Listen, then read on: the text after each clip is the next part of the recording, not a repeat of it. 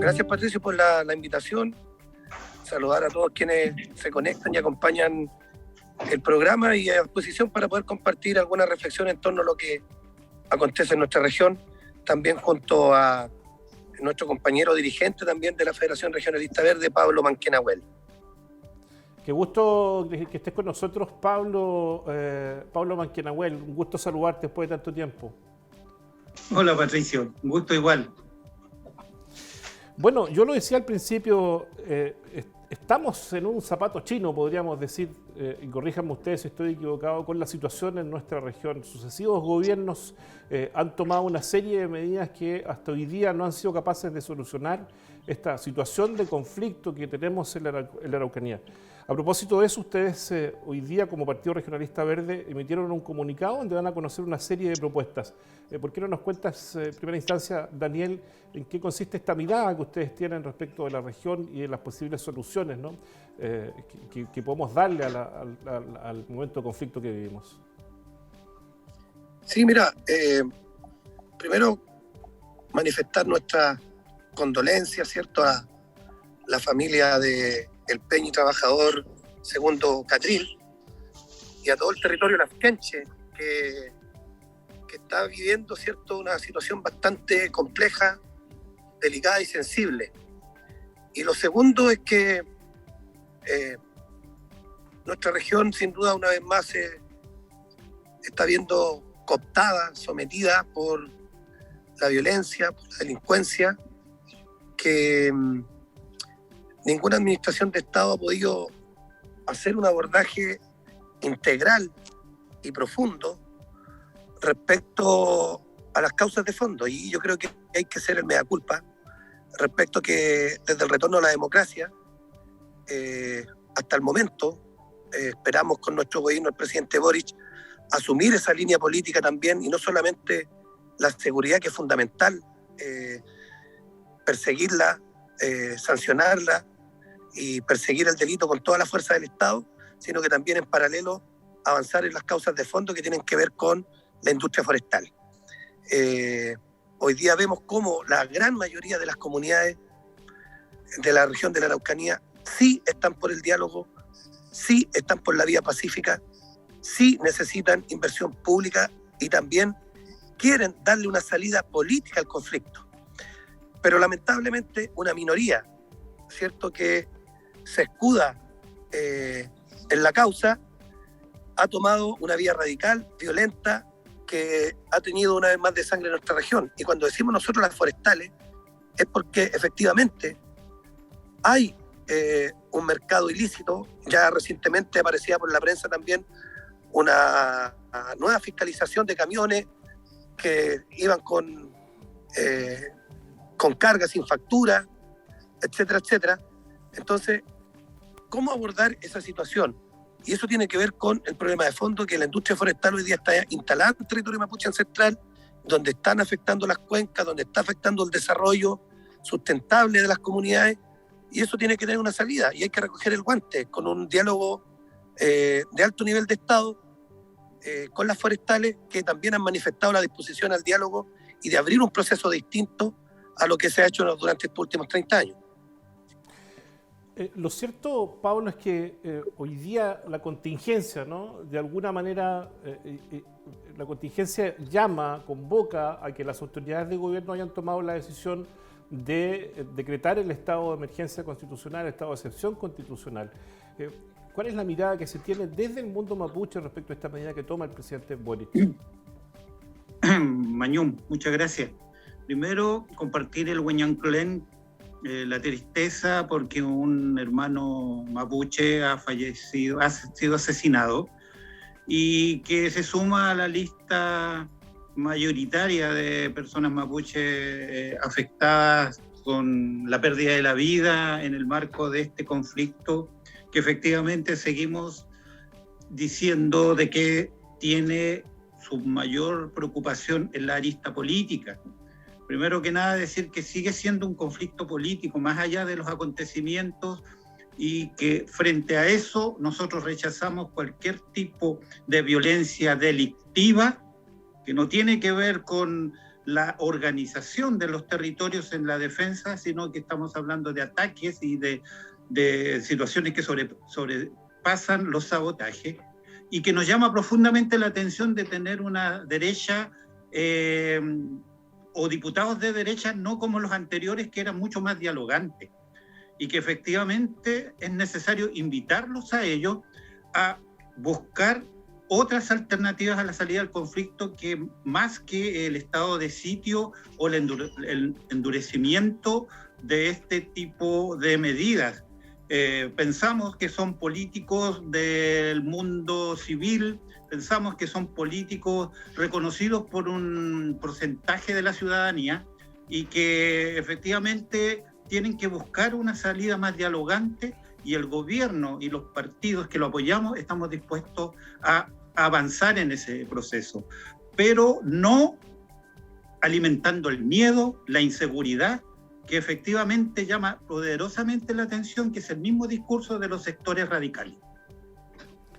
Pero en ese sentido, Daniel, de pronto hay una frase recurrente que se dice, mire, las sociedades tienen las autoridades que se merecen, ¿no? Es decir, de alguna manera, la alta votación que tuvieron, por ejemplo, parlamentarios del bloque o del Partido Republicano, ¿no obedece también una sensación que va teniendo la gente en nuestra región respecto de la inseguridad que se vive? A ver, acá efectivamente hay que reconocer que el tema de la seguridad es un tema que a la izquierda le cuesta abordar, le cuesta reconocer, porque nosotros entendemos que los problemas de seguridad tienen un trasfondo y una causa a la cual debemos atacar, que tiene que ver con un mejor sistema educacional, con cultura, con arte, con un desarrollo integral del ser humano.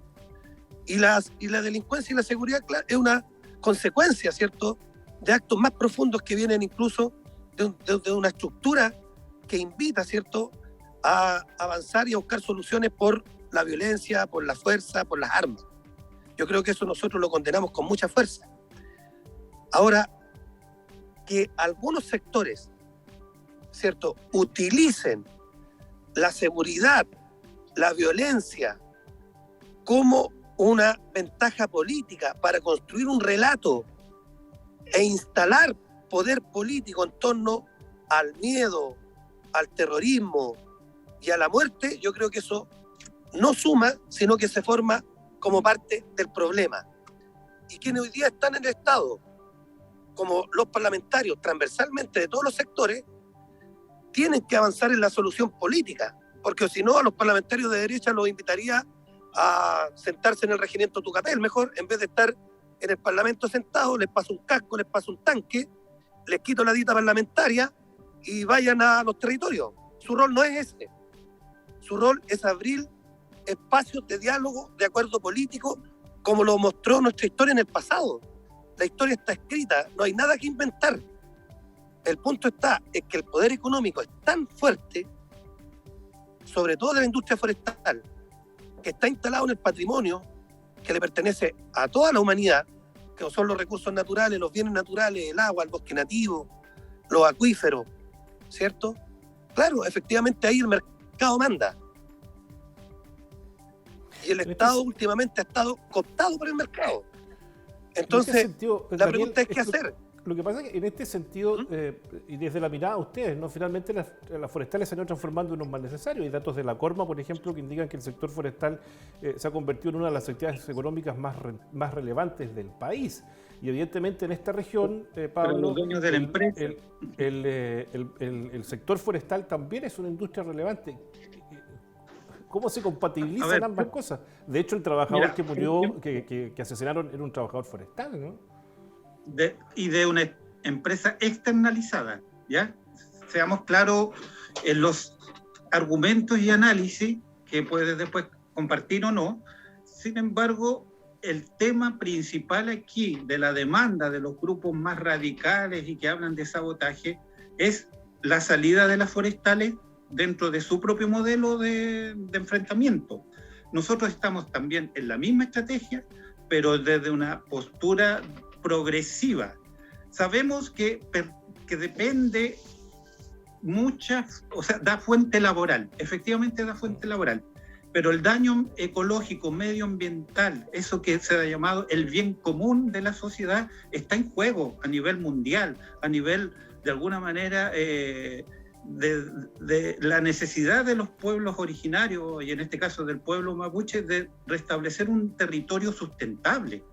Por lo tanto, en estas condiciones, las forestales han hecho mínimos esfuerzos simbólicos. Yo te digo que una de las prácticas estas de buena vecindad, con una escuela rural, entregarle fotocopias en papel roneo, entregar y financiar una plantación de unos 10 árboles nativos. O sea, las estrategias eran de alguna manera irrisorias y burlescas hacia los territorios. Entonces, ahora estamos hablando en serio, estamos hablando de un gobierno progresista que se está tomando el tema en serio de la solución y que tiene que ver con cierta justicia que no ha sido, promovida por el mercado y por los dueños de las empresas forestales.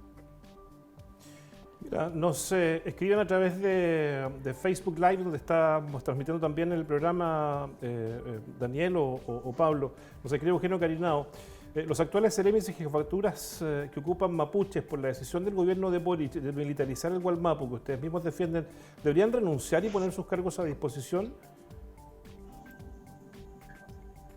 Esa es una pregunta bastante compleja que deberían responderla ellos. Desde nuestra posición, cualquier persona que sea y asuma una tarea de gobierno en estas condiciones, sea mapuche o no mapuche, tiene que estar con el programa de gobierno.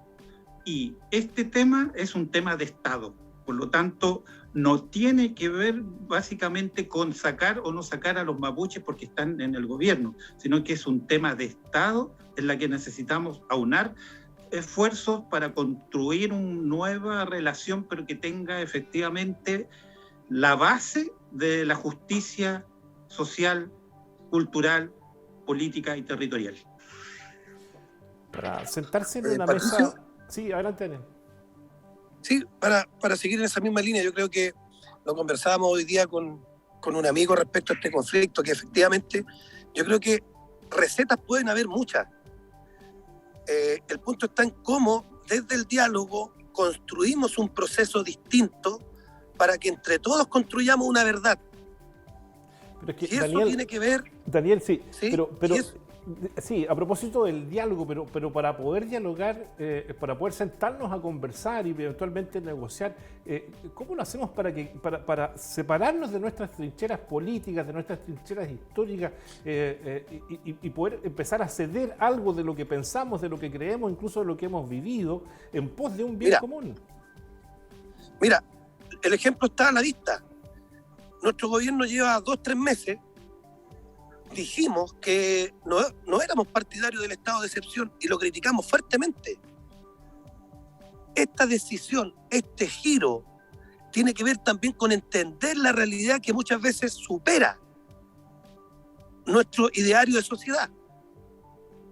Entonces ahí hay una primera señal que este gobierno, a sus 2-3 meses de instalación, da un giro, aunque nos duela, aunque nosotros en lo interno seamos críticos con ello. O sea, hay una primera demostración de aquello. Y lo segundo es que necesitamos, obviamente, y recoger también lo que plantea Carinao, que es un tema también sensible, como nunca antes. El pueblo mapuche hoy día está gobernando, no está como decorativo, está en el Estado, está en la centralidad del poder. Eso hay que ponerlo en valor. Tenemos una cantidad de seremis mapuches que hoy día están en la primera línea política en la región de la Araucanía, desde la CONADI, seremis de economía, de educación, de agricultura, si se me queda otro por ahí, pero son muchos los que están también en la delegación presidencial, y así, en la convención constituyente con escaños reservados, que incluso se tuvo que negociar los escaños reservados en un gobierno anterior que no es proclive a la existencia de la plurinacionalidad. Y a pesar de eso, ese gobierno también abrió y entendió que no podía estar el pueblo mapuche fuera del proceso constituyente. Entonces ahí vemos cómo un gobierno anterior, más el nuestro, han ido abriendo un poquito los procesos de entender que aquí nos necesitamos todos para ir avanzando en un encuentro de la construcción de una sociedad distinta y que podamos heredar en las próximas décadas una región efectivamente plurinacional, en paz, y que entienda que el Estado es un aliado y no un enemigo.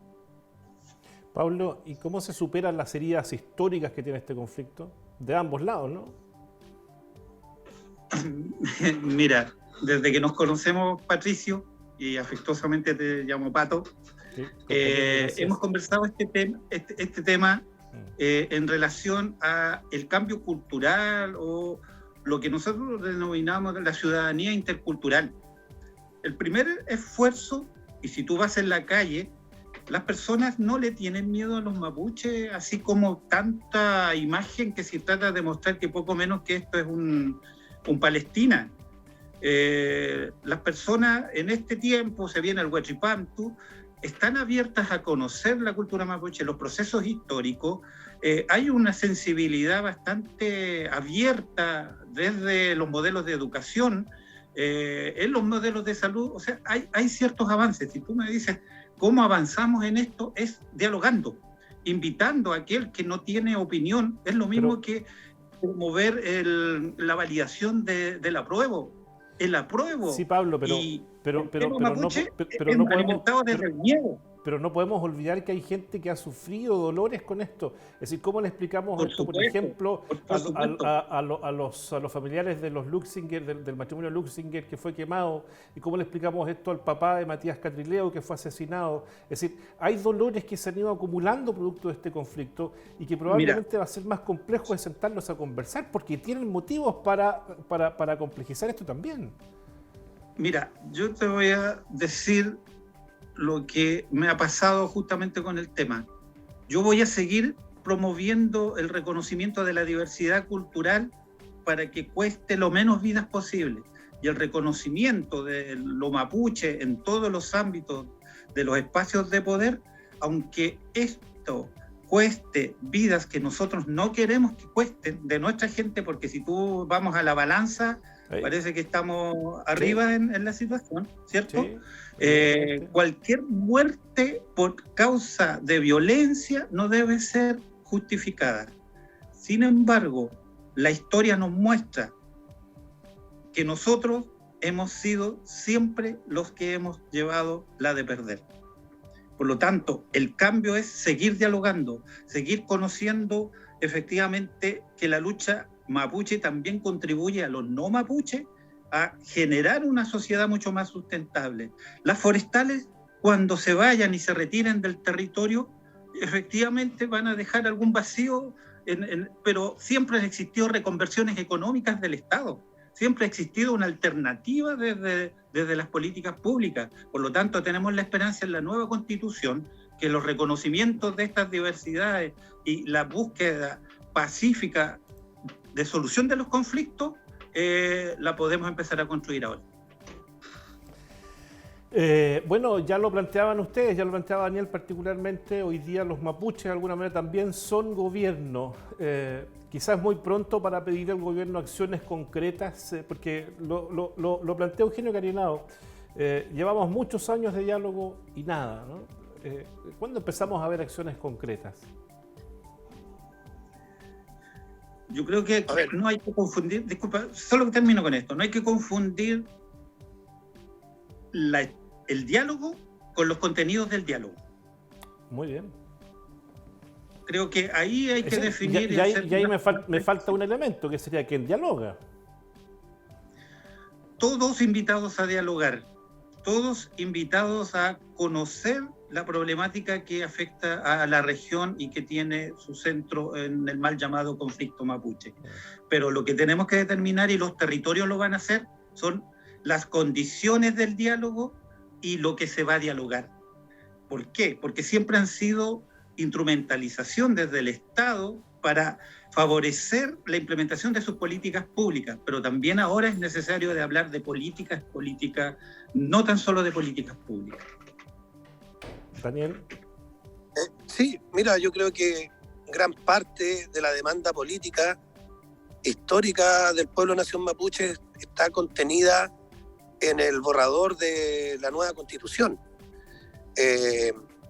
hoy día la institucionalidad y la estructura o la arquitectura que tiene el Estado de Chile no está acorde a esta nueva realidad que vive nuestra sociedad.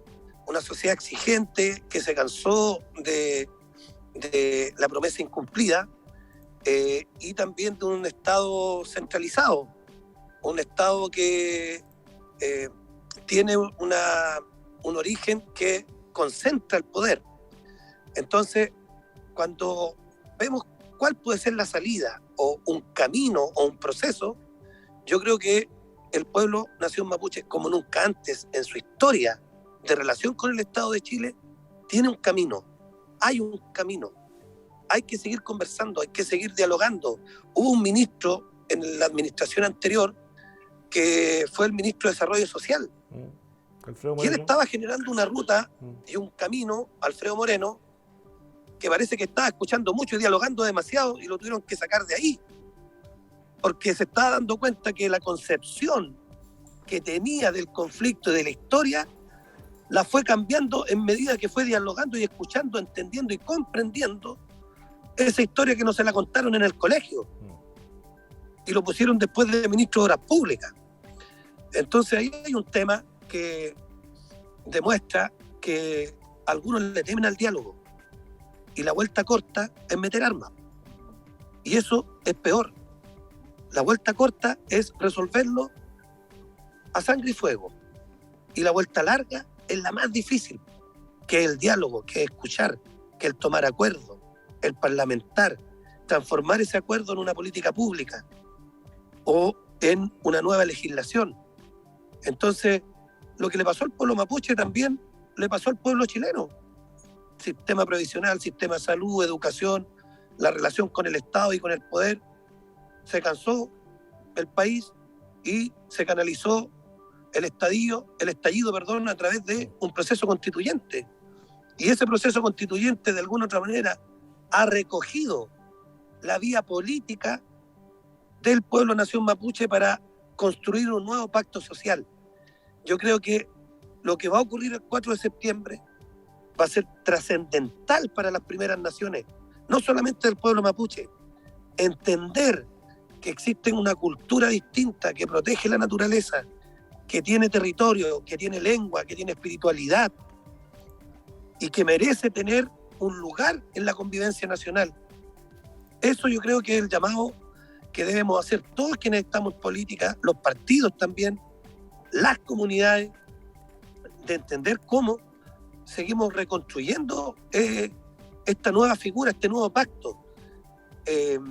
No es fácil, ¿cierto? Es muy complejo, pero la reconstrucción de confianza tiene que ver también con la verdad, con la reconciliación y con la reparación. Y ahí, Pablo, sin duda que hay mucho que hacer.